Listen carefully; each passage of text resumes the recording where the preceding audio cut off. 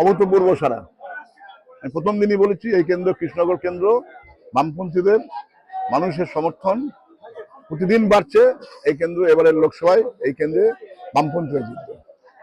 মানুষের কাছে তো যাচ্ছেন, কি বলছেন, কি বলে বহু বিষয় 11 সালের পর থেকে রাজ্যে, 14 সালের পর থেকে দিল্লিতে যেভাবে প্রাতিষ্ঠানিক দুর্নীতি হচ্ছে, মানুষের অর্থ যেভাবে লুট হচ্ছে, শ্রমজীবী মানুষের লুট হচ্ছে, আর মানুষের বিরুদ্ধে যেভাবে আইন প্রণয়ন হচ্ছে, সেই ক্ষেত্রে দেখবেন যে মানুষ একেবারে খুবই সর্বশান্ত হয়ে গেছে। এই যে আমি বাজারে প্রচার করছি যে ছোট বড় ব্যবসাদার দেশে দিল্লি সরকারের নীতির জন্য, এই যে বিজেপি সরকার যখন অটল বিহারী বাজপেয়ী ছিল 1429টা জিনিস বিদেশ থেকে আমদানি করেছে।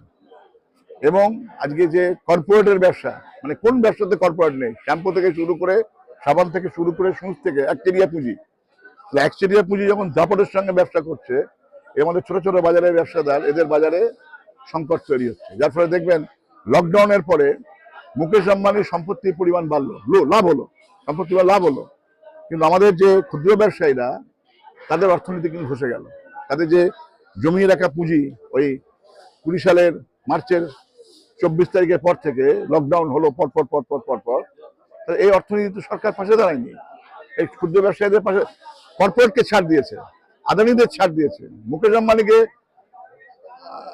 মোদী ছাড় দিয়েছে, অমিত শাহ ছাড় দিয়েছে, নির্মলা সীতারামন ছাড় দিয়েছে, কিন্তু এই অংশের জন্য কি কোনো কথা নেই। শ্রমজীবী পরিযায়ী শ্রমিক তাদের জন্য কিচ্ছু হয়নি। মূল্যবৃদ্ধি অস্বাভাবিক। আর আমাদের এই কেন্দ্রে কবে যে rail, Karimpur Krishnanagar rail line, বহু ডিমান্ড আমাদের আছে যেগুলো কোনো পূরণ হয়নি, দিল্লি সরকার করেনি। আমাদের ফ্লাইওভার, রেলের ওপরে যে বেলডাঙ্গাতে একটা বড় ফ্লাইওভার, কৃষ্ণনগরের মানুষের ওই শক্তিনগর হাসপাতালে নিয়ে যাওয়ার পথে যদি ওয়াগান ঢোকে, তাহলে ফ্লাইওভারটা, যেটা দীর্ঘদিন ধরে আমাদের দাবি, আমরা দাবি করেছি এই ফ্লাইওভার না হলে পরে, ধরুন আমি একটা মহিলাকে বা বয়স্ক বাবা মাকে নিয়ে যাচ্ছি শক্তিনগর হাসপাতাল, ওটা তো আমাদের মূল হাসপাতাল, গাড়ি 25 মিনিট আধ ঘন্টা লেট হচ্ছে। এগুলো আমাদের ডিমান্ড। তার সঙ্গে আমাদের জেলা কৃষি প্রধান জেলা, কৃষির উপর নির্ভর করে বাজার, অর্থনীতি তাই বলে। কৃষকের হাতে পয়সা থাকলে, কর্মচারী হাতে পয়সা থাকলে, শিক্ষক, মধ্যবিত্ত, কেরানি, কর্মচারী, তাহলে বাজারে অর্থনীতি ঘোরাফেরা। টাকা তো কেউ আর নিজের কাছে রেখে দেয় না, টাকা বাজারে এসে ঢালে তার নিজের প্রয়োজনে। তাহলে অর্থনীতিতে এগুলো সংকট। আর এই কেন্দ্রের কি বলবো, ধরুন এই কেন্দ্রে যে ছিলেন সাংসদ নেই এখন, কেন নেই না কি নাই সেটা তো দেখেছেন কিভাবে দুর্নীতিটা। আমি ওই দুর্নীতিটাকে, এই কেন্দ্রের যিনি সাংসদ, তার দুর্নীতিটাকে আমি কালীঘাটের দুর্নীতি বলে মনে করি। অর্থাৎ গোটা দলটাই হচ্ছে দুর্নীতিগ্রস্ত, লুটেরাদের দল। সেজন্য আমি বলেছি, যারা তৃণমূলকে ভোট দিয়েছেন, বিজেপিকে ভোট দিয়েছেন, গরিব মানুষ বিভিন্ন কারণে দিয়েছেন, দেশ বাঁচাতে, দেশের মানুষকে বাঁচাতে, শ্রমিক, কৃষক, ছাত্র, যুবক, কেরানি, শিক্ষক, বুদ্ধিজীবী এক জায়গায় হওয়া দরকার। নগরবাসী, গ্রামবাসী, সব মানুষকে এক জায়গায় হওয়া দরকার। দেশের সামনে বিপদ আর সাম্প্রদায়িকতা বিষ দিয়ে এই অর্থনৈতিক সংকটগুলোকে মানুষকে অন্য পথে পরিচালনা করেছে। অর্থাৎ সাম্প্রদায়িকতার বিভাজন করতে পারলে মানুষ অর্থনৈতিক আন্দোলন, সেই তার যে রুটি রুজির যে ব্যাপার, তার যে মজুরির ব্যাপার, তার যে কাজের ব্যাপার, সেগুলো চাপা পড়ে যায়।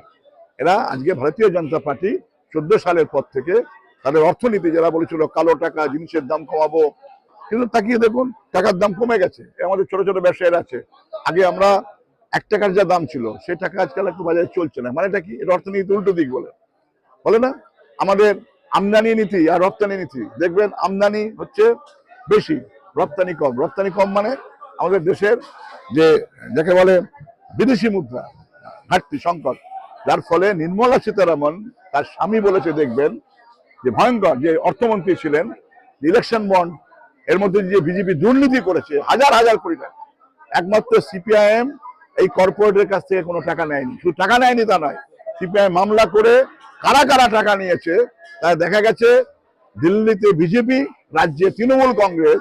আগামীকাল মুখ্যমন্ত্রী আসবেন হেলিকপ্টার করে, কে টাকা যোগায়? আমরা বামপন্থীরা পায়ে হেঁটে প্রচার করি, আর উনি হেলিকপ্টারে করে, ওনার ভাইপো হেলিকপ্টারে করে ঘুরছেন। টাকা কে দেয়? এ টাকা আদানিরা দিচ্ছে। যে কোম্পানির মূলধন হচ্ছে 10 কোটি, সেই কোম্পানি 150 কোটি টাকা ইলেকশন বন্ড কিনছে। তার মানেটা কি? যে কোম্পানি লালবাতি উঠে গেছে, সেই কোম্পানি হচ্ছে ইলেকশন বন্ডের মধ্যে দিয়ে তৃণমূল কংগ্রেসকে, বিজেপিকে টাকা দিচ্ছে। তার মানে কালো টাকা, আর তাকে বরাত পাইয়ে দিচ্ছে। আজকেই কাগজে আছে, দেখবেন কয়লা খনি বেসরকারীকরণ হয়ে গেল। বিজেপি আজকে কয়লা খনি বেসরকারীকরণ করে দিচ্ছে, আদানিদের দিয়ে দিল। আজকে খবর, গতকাল হয়েছে, কয়লা খনি বিদেশিদের দিচ্ছে, এই আদানিদের দিয়ে দিল। কয়লা ব্লক বলে তরাকার, যে আমাদের বড় একটা অর্থকরী হচ্ছে সম্পদ, খনিজ সম্পদ, আমাদের রানীগঞ্জ, ঝরিয়া, বিহার, ঝাড়খণ্ড এলাকা ধরে আমাদের পশ্চিম বর্ধমান, ঠিক আছে, এসবের বিরুদ্ধে আমাদের লড়াই। আমরা 100 দিনের কাজ, আমরা বেকার ছেলেদের কাজ, রাজ্যে কোনো শিল্প নেই, 11 সালের পর থেকে কোনো শিল্প নেই। মেধা সম্পন্ন ছেলে মেয়েরা আজকে রাস্তাতে অবরোধ করছে। দেখেন এই ইডি সিবিআই এসব আমাদের দেশের মানুষ শুনছে, ওনার বাড়িতে ইডি আসবে না, ওর বাড়িতে ইডি আসবে না। যত তৃণমূল খুঁজে দেখবেন ইডি পাবেন, সিবিআই পাবেন, মন্ত্রী জেলে পাবেন, বান্ধবী সহ এমপি জেলে আছে, এমপি চোর, মুখপাত্র তৃণমূল কংগ্রেসের, বড় বড় কথা বলে।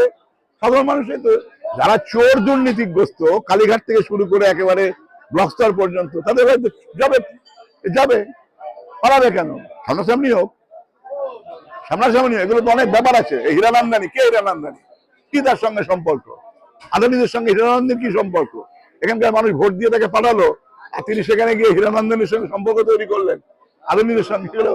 এটা সেজন্য এগুলো ওদের বাড়িতে যায় দুর্নীতি। আমাদের সাধারণ এই যে কেন্দ্রের যারা ভোটার, আমাদের এই শহর তো পুরনো শহর, ঐতিহ্যমণ্ডিত শহর, অনেক জ্ঞানী গুণী স্বাধীনতা সংগ্রামী মানুষ এই শহরে, তারা হচ্ছে কাজ করেছেন স্বাধীনতার যুদ্ধে, ব্রিটিশ সাম্রাজ্যবাদের যুদ্ধে গুরুত্বপূর্ণ ভূমিকা নিয়েছেন।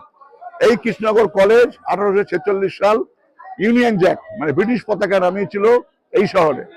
এই শহরে আজকে তাকে নতুন করে ইতিহাস তৈরি করছে, দেখেছেন আপনারা, শুনেছেন, ইতিহাসকে বিকৃত করছে। কারণ আরএসএস বিজেপির ব্রিটিশ বিরোধী আন্দোলনে আমাদের শহরে বসন্ত বিশ্বাস আছে, অনন্তরী মিত্র আছে, আমাদের পার্টির নেতা ছিলেন অমৃতেন্দ্র মুখার্জি, মন্ত্রী ছিলেন, আন্দামান সেলুলার জেলে গেছে, এখানে নজরুল এসেছে, এখানে হেমন্ত সরকারের বাড়ি, একেবারে বিখ্যাত মানুষ তিনি, এখানে সুভাষচন্দ্র বসু এসেছে। এই শহরে কথা বলছে, এই শহরে ছাত্ররা লড়াই করেছে, ব্রিটিশের বিরুদ্ধে লড়াই করেছে, অন্যায় অত্যাচারের বিরুদ্ধে খাদ্য আন্দোলন করেছে। সেখানে আজকে আরএসএস বিজেপি ইতিহাসকে বিকৃত করছে। একটা শেষ প্রশ্ন, সেটা হচ্ছে যে একদিকে মুখ্যমন্ত্রী, একদিকে রাজবাড়ির গৃহবধূ, আরেকদিকে আপনি, কার সাথে লড়াইটা হবে বলে মনে করছেন? হ্যাঁ, কার সাথে লড়াইটা হবে বলে মনে করছেন? আপনার লড়াই শুরু হয়েছে, আমরা একে থাকছি। কে সঙ্গে থাকবে এই মুহূর্তে আমি কি করে বলবো? আমাদের লড়াই একের লক্ষ্যে।